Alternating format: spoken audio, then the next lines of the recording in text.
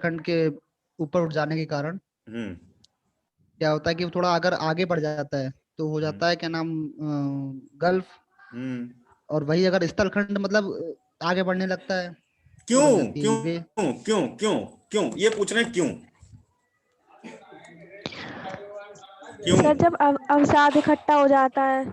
जब हाँ। जैसे नदियां है ना, नदियां ऊपर से बहा के लेके आती हैं अवसाद वगैरह को, बहुत ज्यादा इकट्ठा हो जाता है वहां पर, तो वो आगे बढ़ने लगता है हम्म क्या नाम है उस पे, स्थलखंड पे। हम्म तो वही रीजन हम्म रहता है उसका, इसी वजह से। नदियां जो है आगे बढ़ जाती हैं नहीं, बिकॉज ऑफ द नहीं, huge sedimentation from the river हाँ side. Huge deposition, huge deposition आप अवसाद को क्या कहेंगे इंग्लिश में, जो भी है। Sediments sediments. हाँ, हाँ। सेडिमेंट्स, तो जब वो बहा करके लेके आ रही हैं ऊपर, पहाड़ों से लेकर के आ रही है पूरा, तो वो हम्म इकट्ठा होता रहता है वहां पर, है ना। उसकी वजह से वो क्या होता है, वो स्थलखंड को घेर लेती है पूरा, उसका मतलब तो कवर कर लेती है उसका क्षेत्र। तो वेस्ट की तरफ क्यों नहीं, ईस्ट की तरफ क्यों? वेस्ट की तरफ।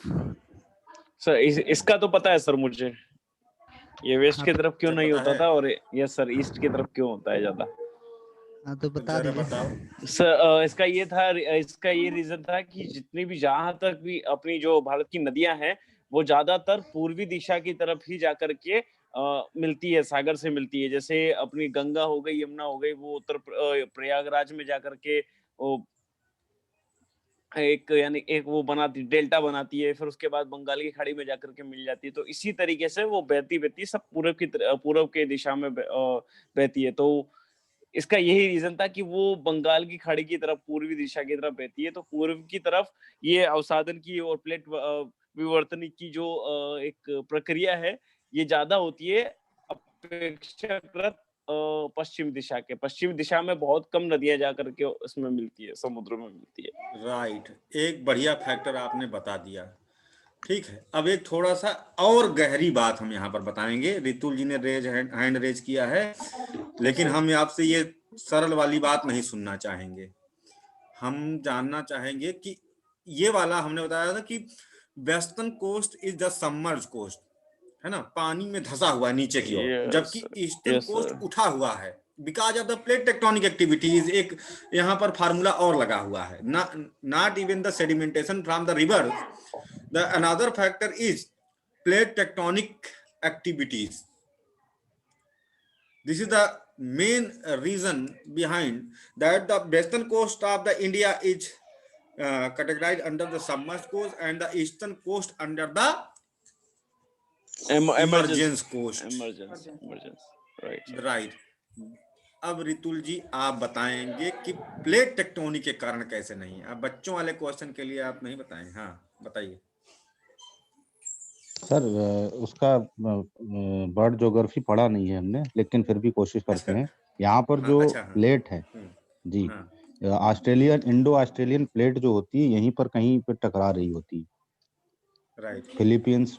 तो शायद उसकी वजह से ये जो है हाँ। ऊपर की तरफ उठ रहा है, और यही वजह है कि यहाँ पर अंडमान और निकोबार आइलैंड जो है वो निकले, मतलब उनका उद्भव हुआ है। तो कहीं ना कहीं ये एक फैक्टर हो सकता है। बाकी आप थोड़ा फैक्टर ये सुधार कर सही है, दीजिए। फैक्टर ये सही है, लेकिन इसको सुधार की आवश्यकता है। ठीक है, जी, यहाँ ये पर एक पढ़ा नहीं और था ना फैक्टर सर। काम करता है। हाँ, पढ़ा नहीं था, लेकिन तब भी आपका जो गेस है वो भी बहुत सही है। आपका गेस भी सही है ना, उसमें कोई दिक्कत की बात नहीं है। अभी मैं बताता हूँ उसका एग्जैक्टली है क्या मामला।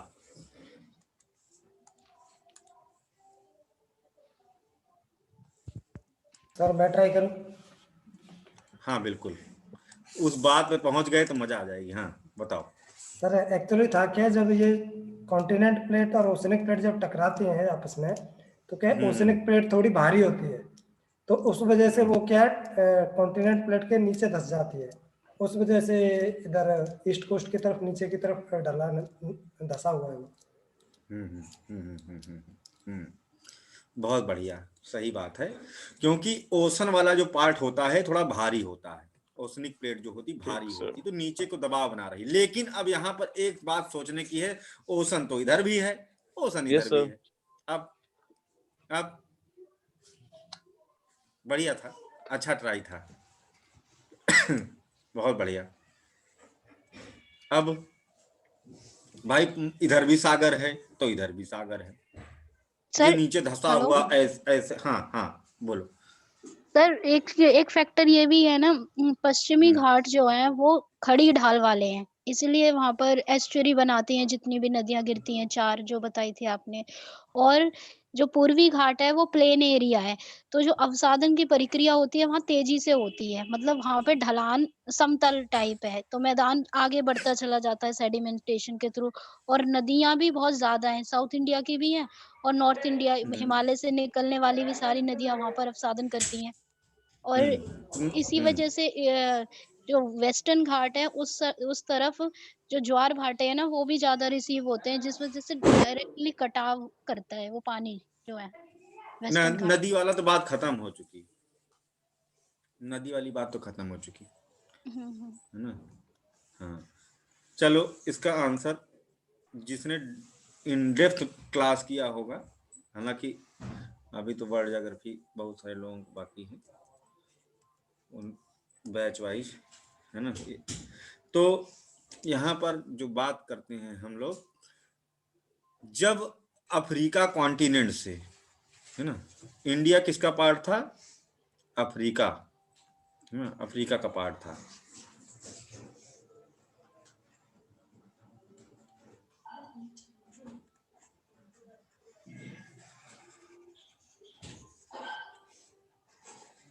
ऐसे, ठीक। तो यहां से टूटा था इंडिया, निकला था पेनिनसुलर इंडिया, प्रायद्वीपीय भारत, यहां से टूटा और लगभग 60 million years ago anti clockwise, कैसे? एंटी क्लॉकवाइज ऐसे घूम के आया, ऐसे टकराया। इसका प्रूफ देता है दिफू दर्रा, इस साइड में है ना, ईस्टर्न, एकदम ईस्ट में कौन सा है? दिफू पास, दिफू दर्रा है जो ऐसे घूमा हुआ है, एक्सियल टिल्ट देखने को मिलती है। चलो रजनीश जी आगे बताओ, इतना बिजी शेड्यूल के बाद में, है ना, अगर आप लोगों का सिलेक्शन ना हो तो यूपीएससी किसका सिलेक्शन कर सकती है। देखो अभी तुरंत घाट से आए और तुरंत क्लास में बैठ गए रजनीश जी। Very nice. तो यहां पर एक्सियल टिल्ट देखने को मिलती है, घुमावदार दर्रा। दूसरी चीज नागा पहाड़ी, नागा हिल, यहां पर भी पहाड़ी टूट करके घूम गई है ऐसे, है ना। एक्सियल टिल्ट देखिए, इससे पता चलता है कि एंटी क्लॉकवाइज आकर के भारत यहां टकराया। जहां टकराया उसे कहते हैं यारलांग सांगपो,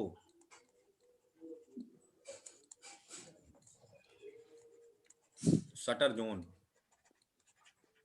इसे कहा जाता है, यारलांग सांगपो शटर जोन कहा जाता है इसे, जिस तरह आकर के टकराया एंटी क्लॉकवाइज। तो जहां से टकराया वो मार्जिन जिस पर टकराव हुआ उसी के पैरेलल दोनों तरफ माउंटेन रीजन का डेवलपमेंट हुआ, ठीक है। इधर हिमालय, उधर कुनलुन शान माउंटेन का उद्भव हुआ। कुनलुन शान चाइना में, आगे माउंटेन वाला चैप्टर पढ़ेंगे तो उसमें देख लेंगे। अब यहाँ पर एक कॉन्सेप्ट लगता है, जब हम गाड़ी चलाते हैं, है ना। सर मैं बताऊं? अच्छा, अब यहाँ से आइडिया लग गया। हाँ बताओ। सर जैसे अगर दो गाड़ियां स्पीड में आ रही हैं और दोनों गाड़ियां टकरा रही हैं, तो दोनों गाड़ियां सामने से एकदम एक ऊंची हो जाएगी, उसी टाइप में जैसे जो एक कॉन्टिनेंट आके एक कोई सी एक समतल सतह आकर दूसरी सतह से टकराई, तो वो एकदम से मतलब एक ऊंचाई का रूप, पर्वत का रूप धारण करने लगी थी, वहां पर फोल्डिंग होने लगी थी वहां पर। हाँ अब देखो, बोली देखो, पहले नहीं बोली है ना, लेकिन वो दूसरी वाली बात थी। अब कठिन वाली बात में दिमाग लग रहा है ना। तो बढ़िया बात है, सही कहा। लेकिन यहाँ पर एक फैक्टर है, centrifugal force and centripetal force में बैलेंस मेंटेन करना जरूरी होता है। अगर हम गाड़ी चला रहे हैं इस ट्रैक पर ऐसे, और गाड़ी चला रहे हैं इस ट्रैक पर ऐसे, है ना।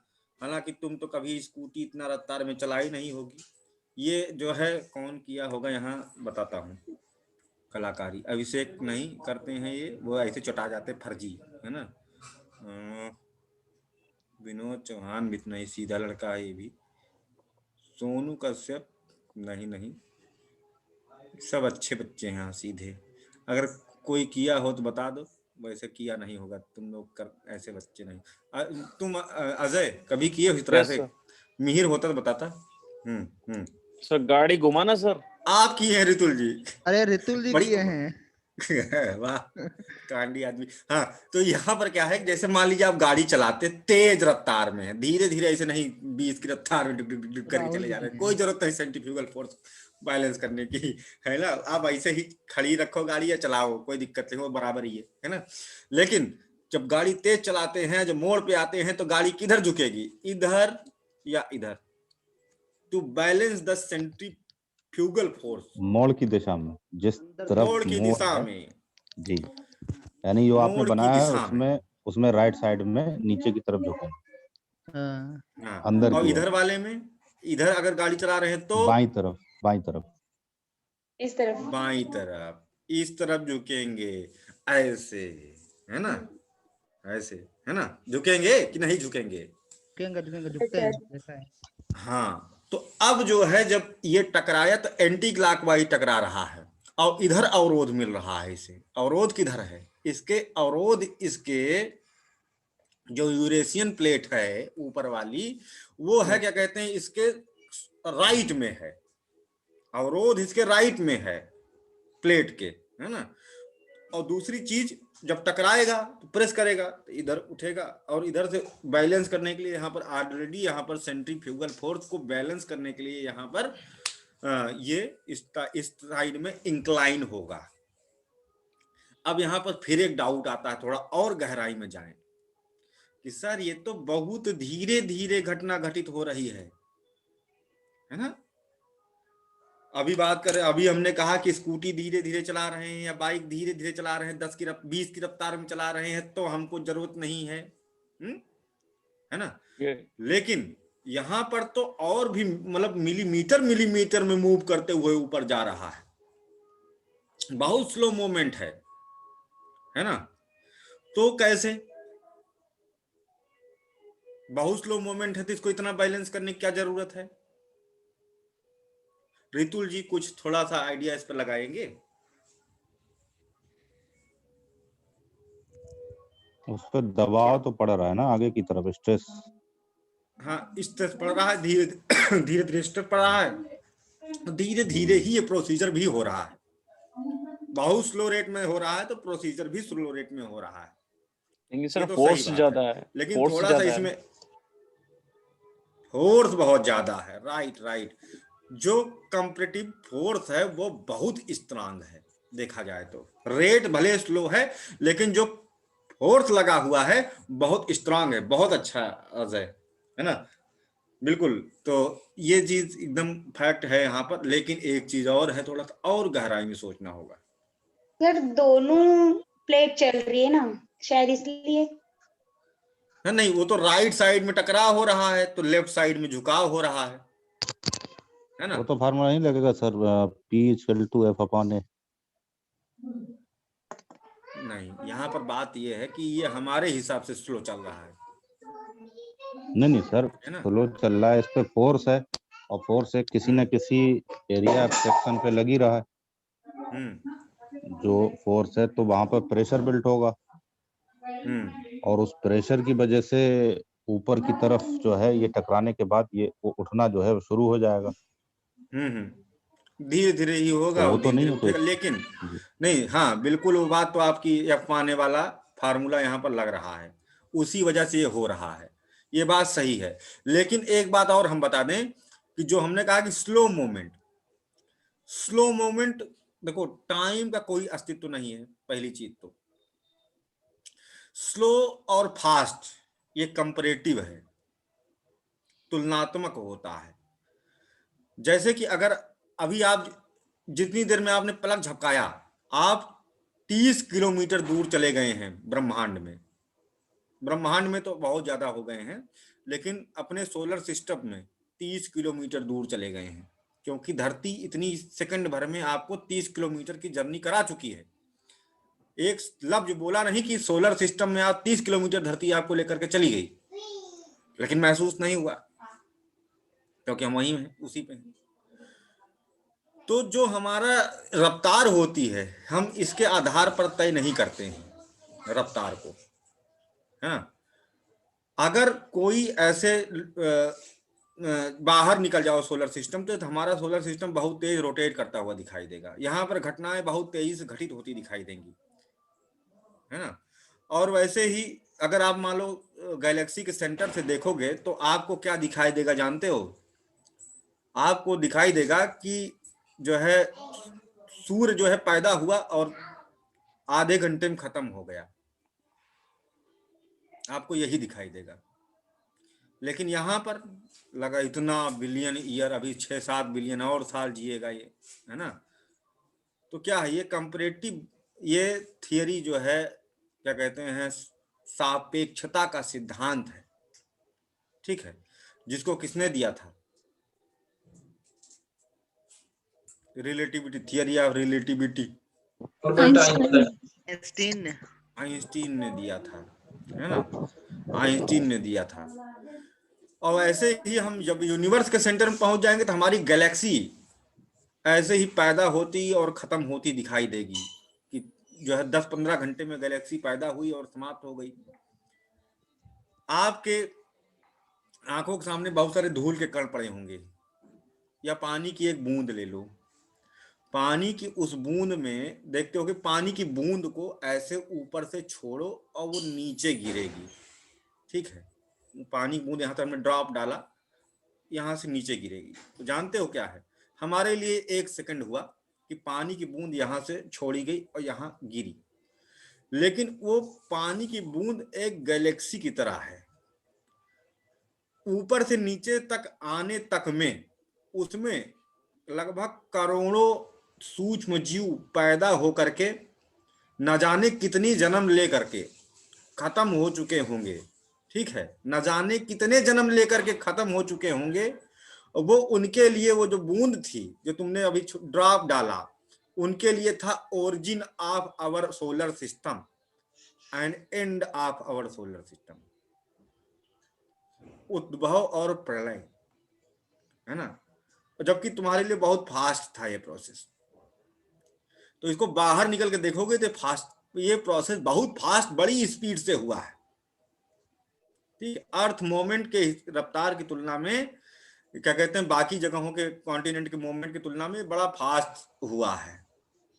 ये थोड़ी सी भारी बात है, लेकिन इसके पहले की जो लेवल की बात आप लोगों ने करी वो एकदम सही है, उसमें कोई दो राय नहीं है, ठीक है।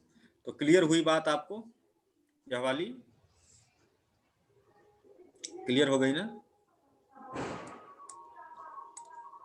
है ना। आते हैं अब हम लोग ईस्ट कोस्ट की तरफ। हाँ हाँ बोलिए।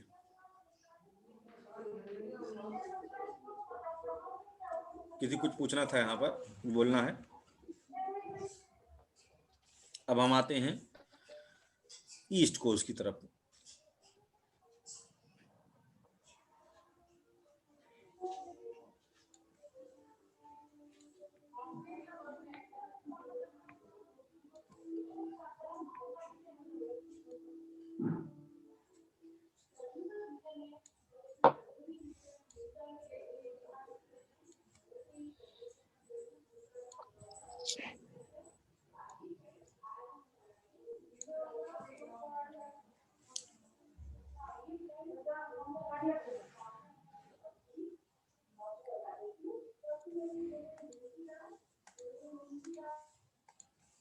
Eastern coast of India.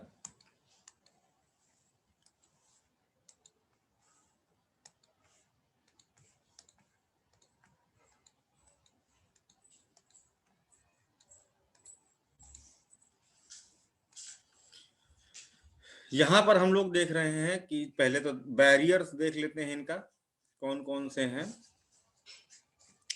ये आपका राजमहल हिल है, बाद में पढ़ेंगे इन सब के बारे में। सेपरेट करने वाली बाउंड्री राजमहल हिल, ये छोटा नागपुर का पठार,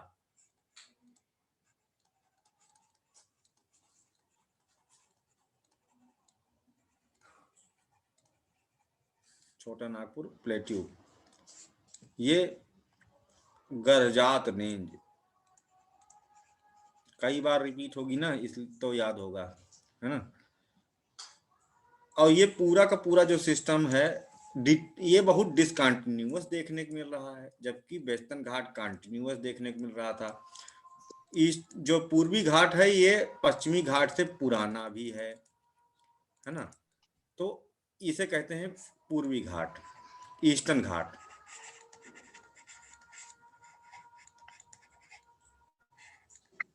पूर्वी घाट, तो एक गेस करने की हम बात कह सकते हैं, या जिसको मालूम है बता दे कि why the Eastern Ghat is lesser in height in comparison to the Western Ghat and detached this continuous ranges as cover the boundary of the Eastern घाट।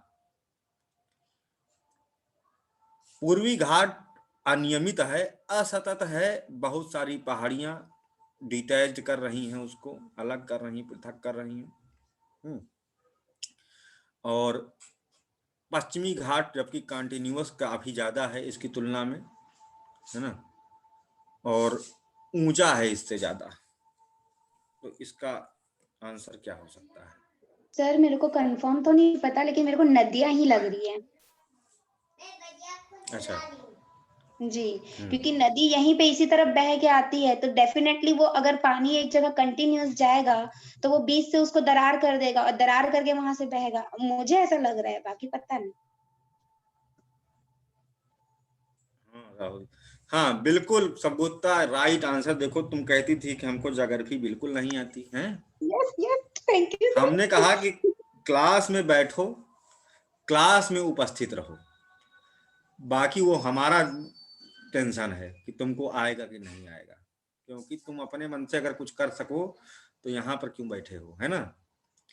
तो बस क्लास में बैठो, बुद्धि अपने आप खुलना शुरू हो जाएगी, है ना। राइट आंसर, बिल्कुल सही बात है। जबकि पढ़ाया नहीं गया तब भी गेस, देखो पिछली क्लास से तुमने कंपैरिजन करा और उत्तर सही निकला, यही सही बात है। ठीक है, because of the slope gradient toward the east, है ना।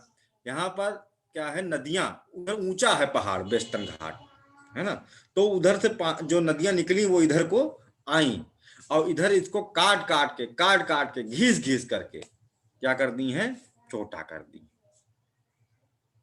ठीक है, अब आते हैं कि ईस्टर्न कोस्ट में है क्या क्या भाई, है ना। सबसे पहले देखते हैं यहाँ पश्चिम बंगाल की तरफ देखते हैं, नॉर्थ से साउथ चलते हैं।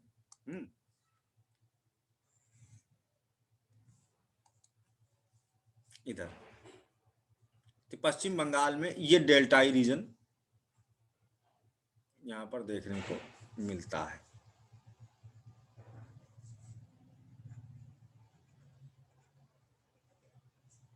कौन सा डेल्टा है ये? सुंदरबन। यहाँ मैंग्रोव, सुंदरबन डेल्टा, सुंदरबन से दुनिया का सबसे बड़ा वर्ल्ड फूड डेल्टा, है ना, सुंदरबन डेल्टा, जिसे गंगा ब्रह्मपुत्र डेल्टा भी कहते हैं। It is known as Sundarban because of the unique species of mangrove, sundari mangrove.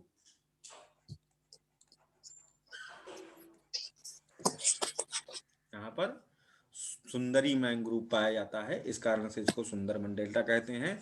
दूसरा हमने एक चीज और बताया ना, जहां पहले क्या था कि जहां कुछ बड़ा दिखाई दे वहीं उठा के नाम चिपका देते थे, महात्मा गांधी, है ना, तो इसका दूसरा नाम महात्मा गांधी डेल्टा भी है, also known as Mahatma Gandhi delta, Sundarban delta. And because this delta is formed because of the sedimentation of the Ganga and Brahmaputra reverse.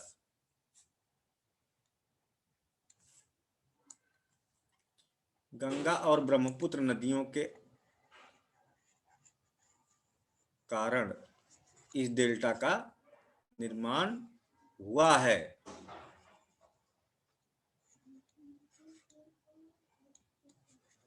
ना। तो इस कारण से इसे कहते हैं गंगा ब्रह्मपुत्र डेल्टा भी, बहुत ही बृहद, बहुत ही बड़ा डेल्टा है। यहाँ पर दुर्लभ, अच्छा ये यूनेस्को वर्ल्ड हेरिटेज साइट में भी इनलिस्ट है, वेटलैंड भी है ना, काफी बृहद नम भूमि है। और यहाँ पर लॉन्ग टेल टर्टल पाए जाते हैं, लंबी पूंछ वाले कछुए, सफेद कछुए, है ना, जो दुनिया में दुर्लभ प्रजाति के कछुए हैं। एक कछुआ लगभग 2.5-3 करोड़ का होता है। इसकी तस्करी को रोकने के लिए गवर्नमेंट बहुत काम कर रही है। दुनिया में केवल यहीं पर पाया जाता है, अरब में इसको सेल करते हैं। कई बार न्यूज़पेपर में पढ़ते होंगे कि यहाँ कछुए पकड़े गए, वहाँ कछुए पकड़े गए। इलीगल ट्रेड करते हैं लोग इस कछुओं की, है ना। और वहां पहुंचते पहुंचते पहुंचते पहुंचते 1.5-2 करोड़ तक का बिकता है एक कछुआ। सोचो इतना महंगा होता है। जैसे उस दिन हम बताए थे ना कि सैंग बोआ सांप, है ना, आप लोगों को नहीं पता होगा कि 2 मुहा सांप कितना महंगा है, लेकिन बहुत महंगा होता है। 1.5 करोड़ का उस दिन देखे थे ना, कितना डॉलर का था वो, कुछ मिलियन डॉलर का था, है ना। तो ये हो गया आपका डेल्टाई क्षेत्र, जिसे कहते हैं सुंदरबन डेल्टा। अब उसके नीचे आते हैं हम लोग, उड़ीसा वाला जो रीजन है ना। यहाँ पर महानदी निकलती है ना, महानदी आती है यहाँ पर निकल करके, और उसकी सहायक नदियां कौन कौन सी हैं, जो यहाँ पर उत्कल कोस्ट है, कोस्ट का नाम है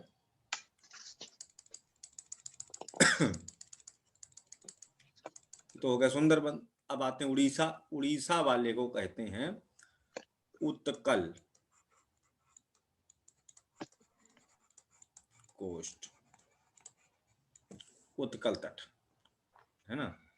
और ये कोस्ट भी डेल्टाई कोस्ट है, ये भी डेल्टाई है, ये भी डेल्टाई है ना।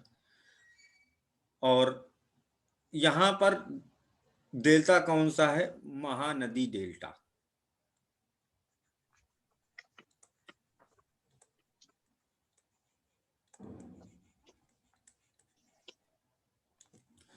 महानदी डेल्टा, महानदी डेल्टा के फॉर्मेशन में, मतलब कि which rivers are the responsible for the formation of the Utkal coast.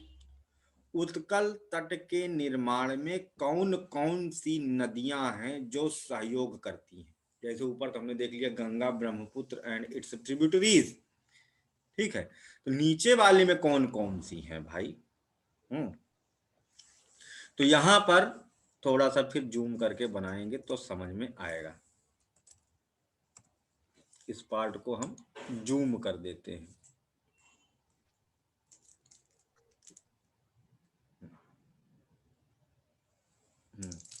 आप खा लो। सर महानदी तो हमारे एरिया से निकलती है। हाँ वहां जाती है। हाँ धमतरी से निकलती है ना, सिहावा पर्वत धमतरी से निकलती है। फरसिया गांव। जी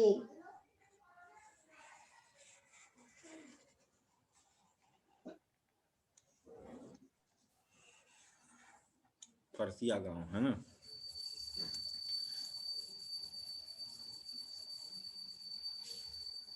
छोटा नागपुर प्लेटू, गरजात रेंज, यहां से महानदी आ रही है।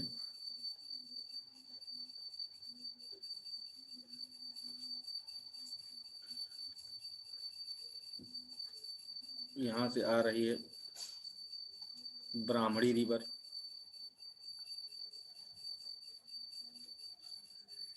गुप्त गंगा पहाड़ी से गुप्त गंगा रिवर, और एक नदी रांची से निकल रही है स्वर्ण रेखा रिवर, और नॉर्थ टू साउथ बहने वाली एक नदी है बुध बलंगा रिवर।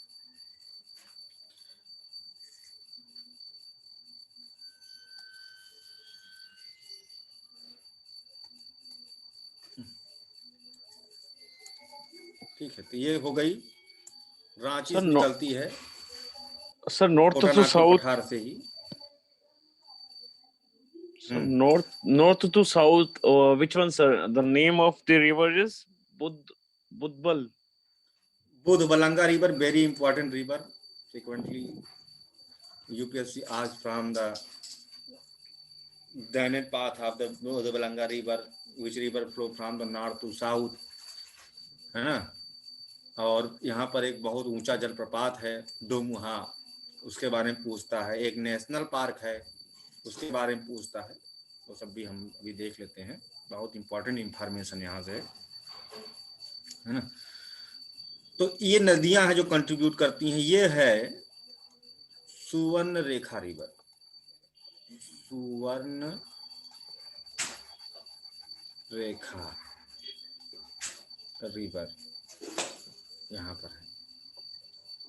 इस पर एक वाटरफॉल है, मेरे दिमाग से भी उतर रहा है, कई बार पेपर में पूछा गया है, तुरंत अभी नाम याद आ जाएगा, एक बार चेक कर लो।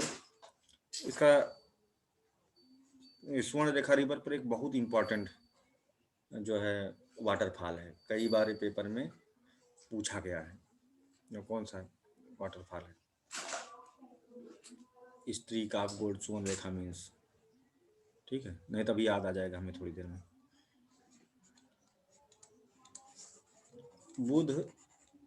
बुधबलंगा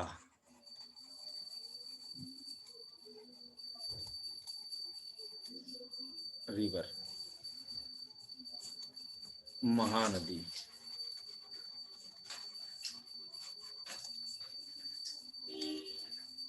हाँ राइट अनुभव। हुंड्रू बहुत इंपॉर्टेंट है, हुंड्रू वाटरफॉल,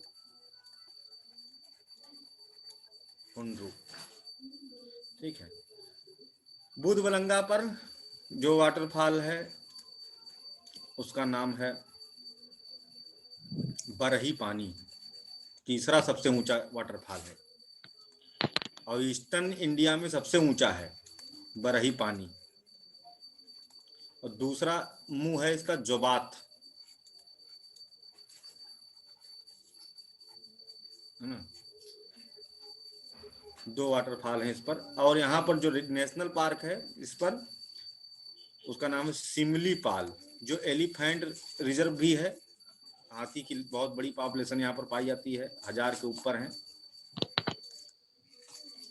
टाइगर रिजर्व भी है, नेशनल पार्क भी है, वाइल्ड लाइफ सेंचुरी भी है, सब कुछ।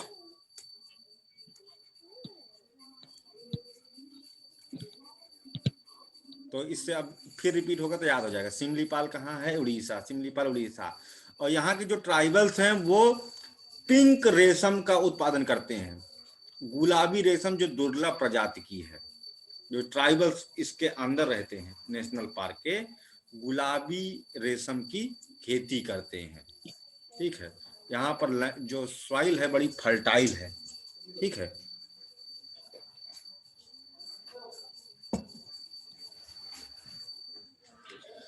अगला महानदी है। महानदी पर दुनिया का सबसे लंबा बांध है हीराकुंड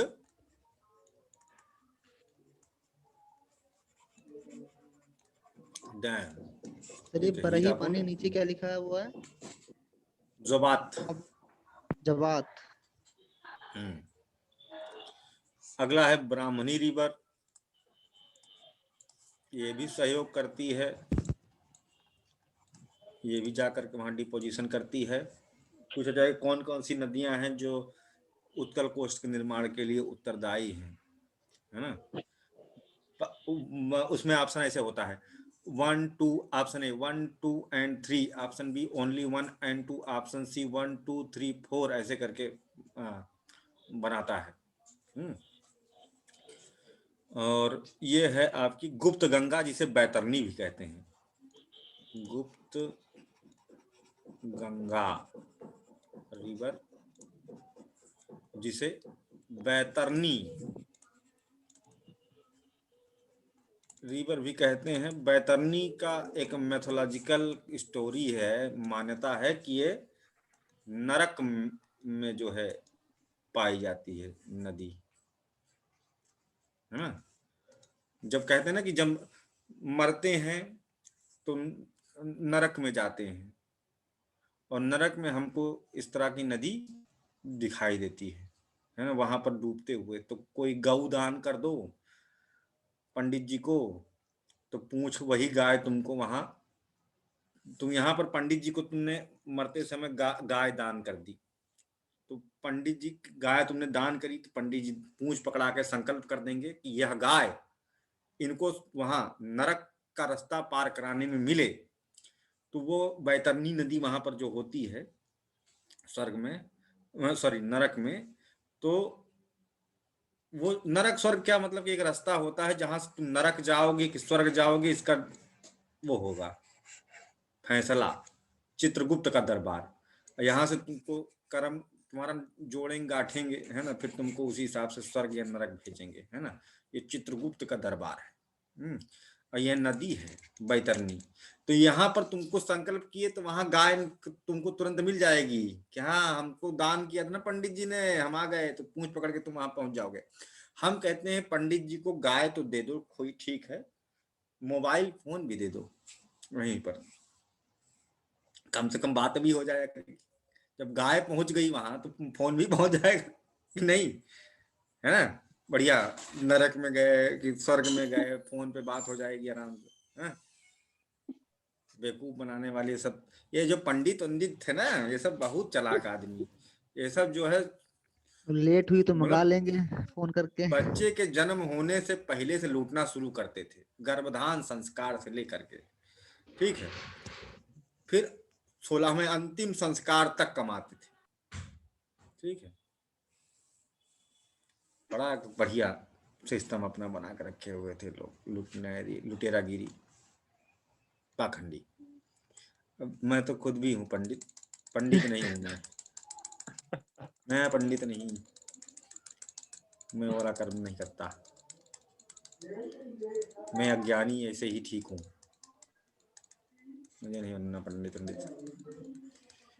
मैं एक बार पंडित बनूंगा, वो हम बता चुके हैं अभी कब, क्यों ऋतुल जी, याद है? जी सर, हम भी तैयार बैठे ही हैं, कब आपका फोन आए और तैयार हो। मेरे को भी पता है सर। हाँ पता है। हाँ सर। हाँ, कब बता दो। अच्छा सर प्लान तो इसी साल का था, लेकिन कोरोना की वजह से पोस्टपोन्ड हो गया अभी। राइट, बाबा की शादी में ना। जी सर। प्राची जी भी तैयार बैठी हैं, उन्हें शॉपिंग करने की जरूरत ही नहीं पड़ेगी, अभी लेटेस्ट कर ही सकती हैं। अभी जस्ट किए। हाँ, मैं तो शॉपिंग से ही परेशान हूँ। आधा कर लेना थोड़ी, ठीक है मैम। आप कराओगे ना सभी को बाबा जी। हाँ, तो अभी देखते हैं उत्कल कोश तो हम लोगों ने पढ़ लिया, ये इसी बना देते हैं, जूम है, ठीक है।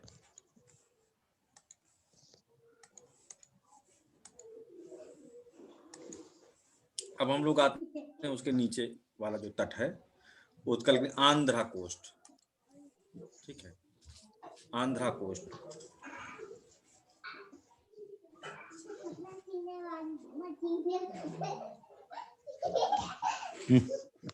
सर उसका नाम आंध्रा ही है, सरकार नाम है सर? दो हैं, नादन सरकार एंड काकीनाडा, दोनों मिला करके आंध्रा, ठीक है। तो दो पार्ट में है, पूरे को कहेंगे आंध्रा कोस्ट, लेकिन ये दो पार्ट में है। एक को कहते हैं ऊपर वाले पार्ट को नॉर्दर्न सरकार,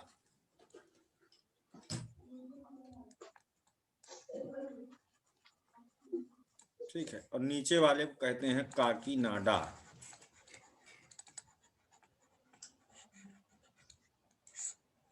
ठीक है, यहाँ पर रसिया के सहयोग से cell gas robotic cell gas dehydration system लगाया गया है, ये भी पेपर में पूछा गया है।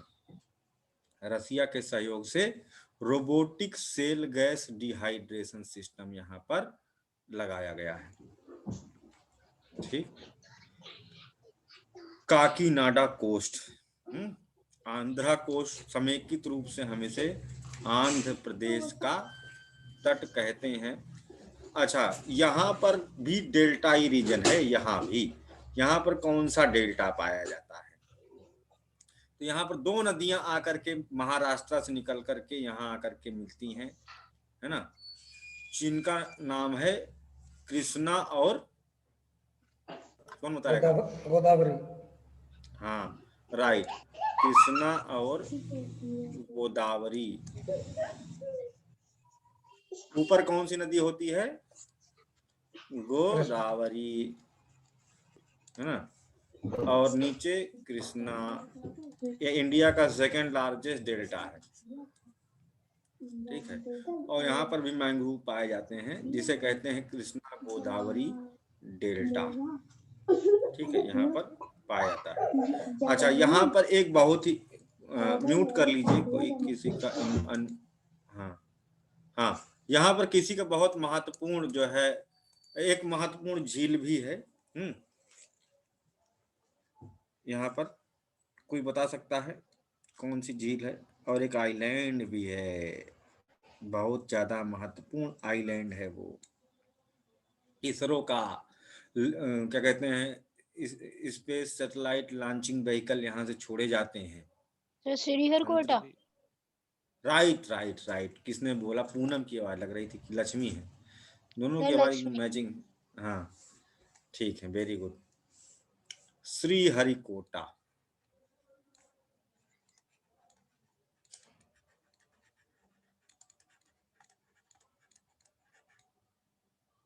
श्रीहरिकोटा यहाँ पर अवस्थित है।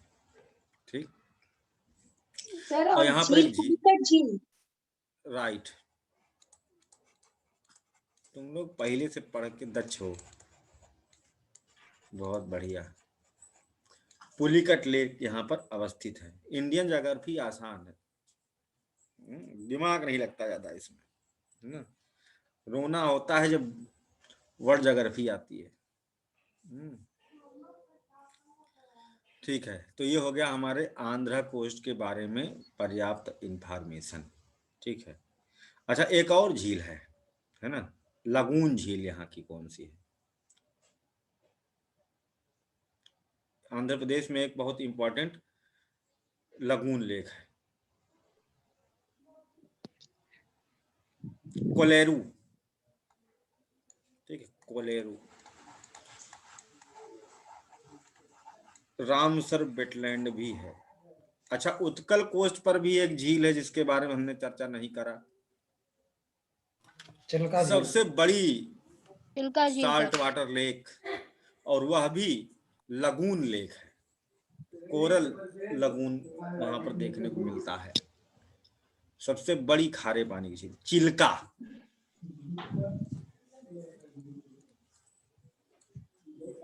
उड़ीसा में चिल्का, उसके कोस्ट पे। ठीक है, और यहाँ पर कोलेरू और पुलिकट, ये दो महत्वपूर्ण झीलें देखने को मिलती हैं। ठीक है, और अब आ जाते हैं हम लोग इसके नीचे तमिलनाडु की तरफ। ठीक है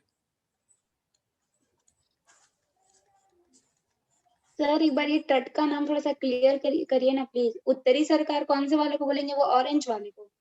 हाँ, और ग्रीन वाला जो है वो काकीनाडा। काकीनाडा, और पूरा total Andhra coast. Okay sir, ठीक है जी। हाँ, अब बात करते हैं तमिलनाडु के तटों की।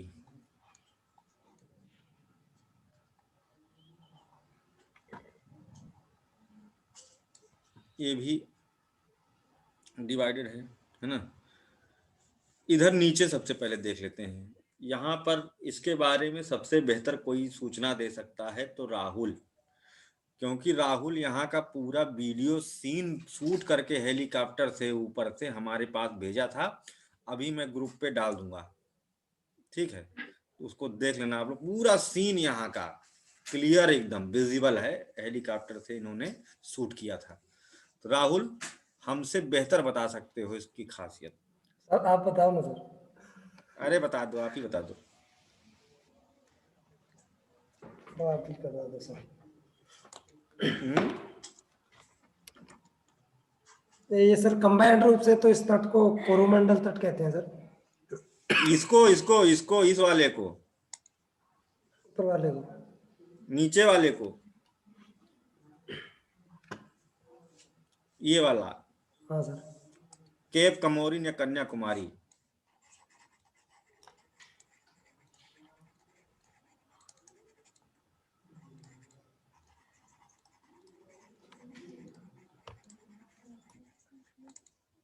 या कन्याकुमारी तट के नाम से इसे जाना जाता है। इसके बारे में बताइए। यहीं तो टहल रहे थे रामेश्वरम। सर रामेश्वरम बहुत ऊपर है सर यहाँ से।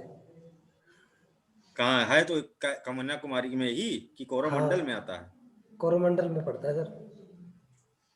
कोरोमंडल पड़ता है? पंबन आइलैंड, हाँ सर। नहीं, पंबन आइलैंड तो यहाँ दूर है। हाँ तो पंबन पे ही है ना सर रामेश्वरम। हाँ तो ये तो आइलैंड है पंबन। Yes sir. धनुषकोटी वहाँ। Yes sir. वो आइलैंड है। हाँ पंबन। केप कोमोरिन का क्या है सर, एक तो भारत की मुख्य भूमिका दक्षिणतम बिंदु है सर वो। हाँ, southern most point of mainland of India. Bharat की मुख्य भूमिका सबसे दक्षिणतम बिंदु है और आध्यात्मिक रूप से बड़ा महत्वपूर्ण है। लोग यहाँ जाते हैं दर्शन वर्शन करने। यहाँ पर शंकराचार्य का क्या कहते हैं मठ भी अवस्थित है। ठीक है, जहाँ के मठ थे, तुम जहाँ के मठ के शंकराचार्य थे, क्या नाम था उनका? केशवानंद भारती, है ना, जिनका पॉलिटी में काफी वर्णन देखने को मिला, है ना। कोरोमंडल ये है। ये कोरोमंडल नहीं कहते, इसे कहते हैं कोरोमंडल कोस्ट।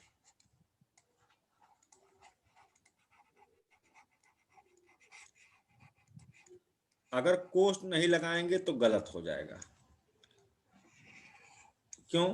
क्योंकि Coromandel is island of New Zealand and same types of mangroves found in Coromandel found in the eastern part of Tamil Nadu, eastern coastal plain of Tamil Nadu. So far it known as the Coromandel coast, not Coromandel, because the Coromandel is island of New Zealand. ठीक है। हाँ, locally it known as, बहुत important line अगली, स्थानीय तौर पर इसका नाम है पयान घाट। ठीक है, यहां पर एक पार्ट है इसका जो आंध्र प्रदेश में एंट्री मारता है, उसको कहते हैं फाल्स देवी पॉइंट। ठीक है, यहां पर है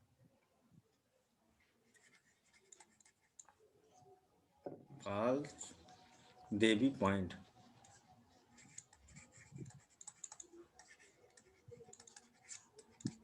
इसे कहा जाता है। ठीक है, कुछ पार्ट आंध्र प्रदेश में भी इसका है, एंट्री किया हुआ है। और ये जो पूरा एरिया है, it remain dry in summer. यहां पर ठंडी में वर्षा होती है, शीतकाल में वर्षा होती है।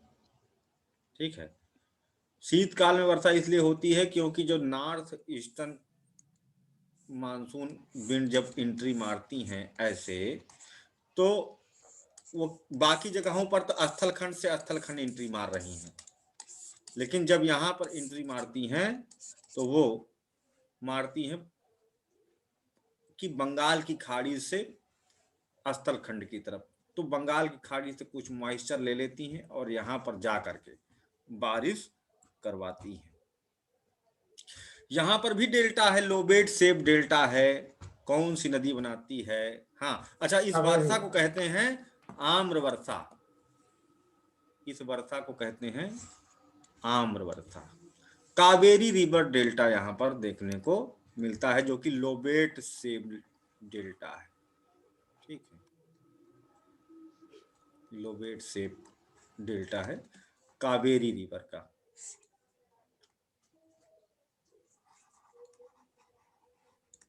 एवरग्रीन रिवर है, आते मानसून एवं जाते मानसून दोनों से बारिश प्राप्त करती है, इस कारण से इसे एवरग्रीन रिवर कहते हैं। पेरिनियल रिवर है एकमात्र साउथ इंडिया की, क्योंकि साउथ इंडिया में सब डिनुडेशनल रिवर हैं, परमानेंट रिवर नहीं है, हमेशा पानी नहीं रहता है, सूख जाती हैं। सर साउथ गंगा कहते हैं ना सर इसको? इसे कहते हैं दक्षिण की गंगा, गंगा ऑफ साउथ, दक्षिण की गंगा। यूपीपीसीएस 2015 मेंस में तब एमसीक्यू टाइप पूछा जाता था, पूछा गया था, इतना सरल क्वेश्चन। और जब गोदावरी को क्या कहते हैं? दक्षिणा गंगा।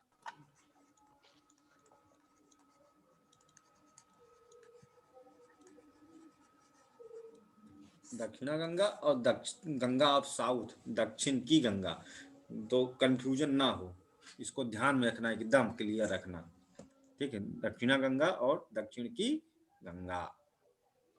गोदावरी को बूढ़ी गंगा भी कहते हैं ना? गोदावरी को बूढ़ी गंगा भी कहते हैं? नहीं, दक्षिण की गंगा कहते हैं। जी जी। तो हाँ, यहाँ पर हम लोगों ने, अच्छा यहाँ पर रामेश्वरम द्वीप है और एक राम सेतु भी जाता है, काफी रिलीजियस पॉइंट है, ये सब तो हम लोग जानते ही हैं। इसके साथ ही हम लोगों ने वेस्टर्न और ईस्टर्न कोस्ट और उनके फॉर्मेशन में किन का योगदान है, ये सब पढ़ लिया। और एक खास बात यहाँ पर हम इंक्लूड करना चाहेंगे कि यहाँ पर जो ईस्टर्न कोस्ट के डेल्टा हैं, है ना, वो एलुवियल सॉइल के नहीं हैं, ब्लैक सॉइल के इरोजन और डिपोजिशन से बने हैं, तो इस कारण से इन्हें कहते हैं black regur soil, black alluvial, काली जलोढ़ मृदा के बने हुए डेल्टा हैं, काली जलोढ़ मृदा के बने हुए डेल्टा है। तो ये हम लोग किनारे निपटा चुके भारत को, है ना। अब नेक्स्ट क्लास में हम लोग अंदर का पढ़ेंगे, मैदानी क्षेत्र जो हैं, भाभर, तराई, है ना, Indo Gangetic plain, Sindh Ganga मैदान, इनकी कुछ विशेषताओं पर प्रकाश डालेंगे हम लोग, कैसे इनका फॉर्मेशन हुआ। जहां आप लोग बैठे हैं वो कभी 6 किलोमीटर गहरा गड्ढा था, आज भर गया है ना, धीरे धीरे फट गया है। इसका फॉर्मेशन कैसे हुआ, इन सब चीजों का अध्ययन करेंगे, ठीक है। तो अभी किसी कोई डाउट हो तो पूछ लीजिए। टॉपिक हम लोगों का कंप्लीट हो चुका है। सर मुझे जाना पड़ेगा, मुझे याद दीजिए। हाँ, हम लोग सब जा रहे हैं अब। Okay sir. आप जाइए, हम भी जा रहे हैं। सर एक बार वीडियो देख के डाउट पूछेंगे, बहुत सारा हो गया सर आज तो। हाँ, ज्यादा तो नहीं हुआ है, चलो ठीक है, okay, thank you sir. Okay. और किसी को जाइए अजय जी, हाँ, और किसी तो को कोई डाउट? Hello sir. हाँ सर, जो आपने ये जो क्लासिफिकेशन किया है विभिन्न तटों का, तो ये किस बेस पे किया है? नदियों के बेस पे किया है या किसी और चीज पे? On the basis of side, एक वेस्ट कोस्ट और ईस्ट कोस्ट, उसके आधार पर किया है। नहीं, जो आप उत्तरी सरकार का कर रहे हो और कोरोमंडल का, उनका मैं जानना चाहता हूँ। उनका नाम है ये, उनका नाम ही यही रख दिया गया है, कोरोमंडल नाम, उसका नाम रख दिया गया, कन्याकुमारी रख दिया गया, उत्तरी सरकार और काकीनाडा, उत्कल, तो ये नाम ही रखा गया है इनका, यही। ओके सर, एक और चीज पूछना चाहता था सर मैं कि एस्चुरी और डेल्टा में जैव विविधता पाई जाती है, तो दोनों में सबसे ज्यादा किसमें होगी, डेल्टा में या एस्चुरी में? It depend on the certain another factors, means salinity in the water, area, climatic conditions, rate of pollution, some other different types of factors support the biodiversity range। ठीक है, यहाँ पर ये वाला बात नहीं कि बायोडाइवर्सिटी कहाँ ज्यादा पाई जाती है, ठीक है, दोनों जगह पाई जा सकती है, लेकिन बहुत सारे दूसरे फैक्टर्स हैं, केवल जियोग्राफिकल फीचर ही वहां पर काम नहीं कर रहे हैं, ठीक है। तो इस आधार पर कभी भी सर साइड को क्या बोल सकते हैं हिंदी में? सर साइड को क्या बोल सकते हैं? और किस क्या बोल सकते हैं? ऑन द बेसिस आप आपने कहा ना, ऑन द बेसिस आप छोर के आधार पर हैं। सर आप कल वो बताए थे सर, वो कुट्टानंद, वो सर क्या था? भारत का सबसे धंसा हुआ भूमि क्षेत्र, तब दलदली बोलेंगे क्या? दलदल वाला क्षेत्र? कुत्तानंद नहीं है, कुत्तानंद नहीं है। क्या है सर? कुत्तानंद, कुत्तानंद, कुत्तानंद सोच रही थी कि क्या है। कुत्तानंद बाबा है। बाबा कुत्तानंद है। ये भी नामकरण करना शुरू कर दिए। हाँ ठीक है। अच्छा तो उसे लिखेगा, ठीक है सर, ओके सर। तो वही दलदली क्षेत्र है ना? हाँ हाँ, धंस गया है पानी में, 2.2 मीटर पानी नीचे धंसा हुआ है।